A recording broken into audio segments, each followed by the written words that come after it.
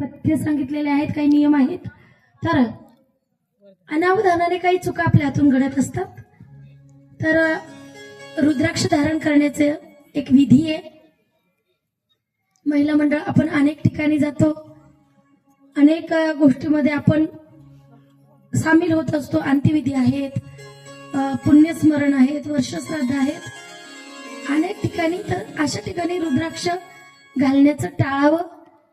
आणि जर तुम्ही सिहोरहून रुद्राक्ष आणले असतील तर ते, जर तुम्हाला असं वाटत असले की आपली तब्येत खराब आहे किंवा आपल्याला थकवा जाणवतो किंवा असं वाटलं की नाही आपले घरामध्ये काही निगेटिव्हिटी आहे, पहिले असं नव्हतं ना आता असं झालं, असं जर कधी तुम्हाला वाटत असेल तर निश्चित एक रुद्राक्ष पाण्यामध्ये रात्रभर टाका.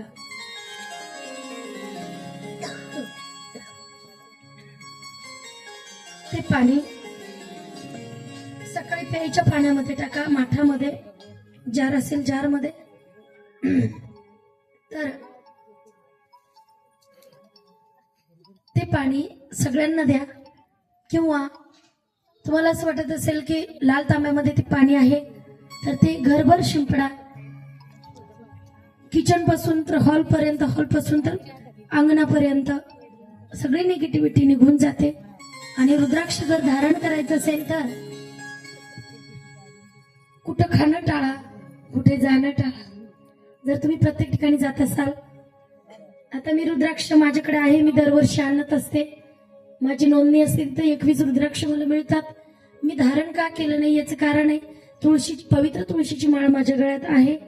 रुद्राक्ष धारण करत नाही याचं कारण आहे की मी रोज बाहेरच असते, रोजचा प्रवास आणि रोज बाहेर असते.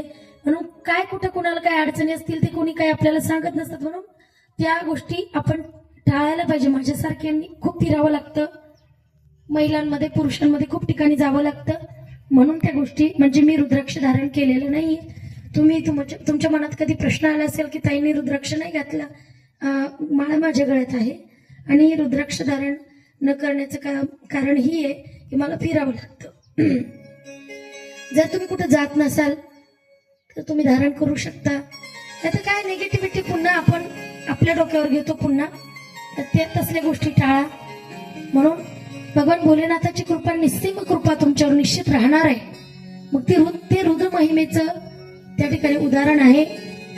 आणि जर ज्या व्यक्तीला काळावर विजय मिळवायचा आहे त्यांनी रुद्राक्ष महिमा अवश्य ऐकावी, भगवान भोलेनाथाला प्रसन्न करून घ्यावं.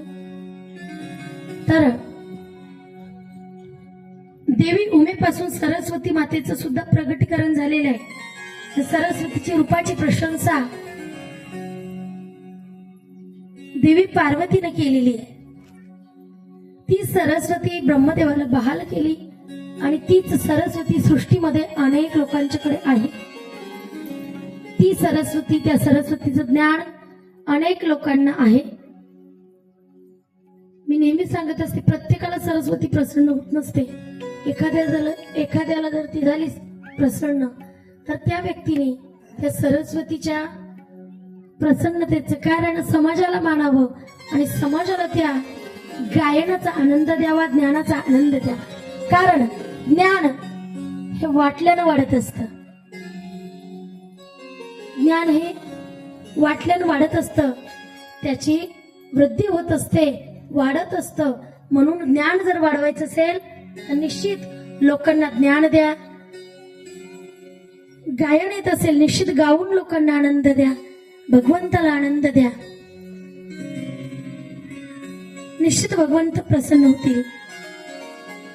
गायनाचे उडे आपुलिया छंदे, मनाचे आनंदे आवडीने. गायनाचं म्हणजे गायन करायचं, नाचायचं, आपल्या छंदात नाचायचं. परमार्थामध्ये सरस्वती प्रसन्न करून घेणं म्हणजे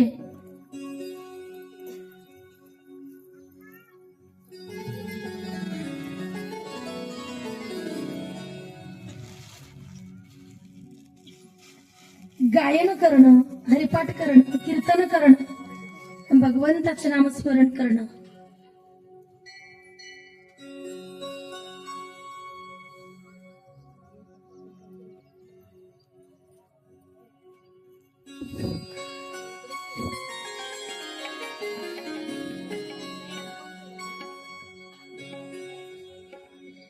महादेवाच्या शरीरातून देवीच्या भ्रूमध्य भागापासून शक्तीची निर्मिती झाली आणि ती देवी म्हणजे साक्षात पार्वती मैया आहे.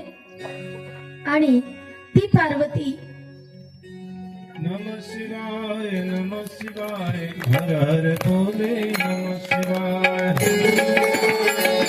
हर हर भोले नमः शिवाय नमः शिवाय नमः शिवाय नमः शिवाय नमः शिवाय हर हर भोले नमः शिवाय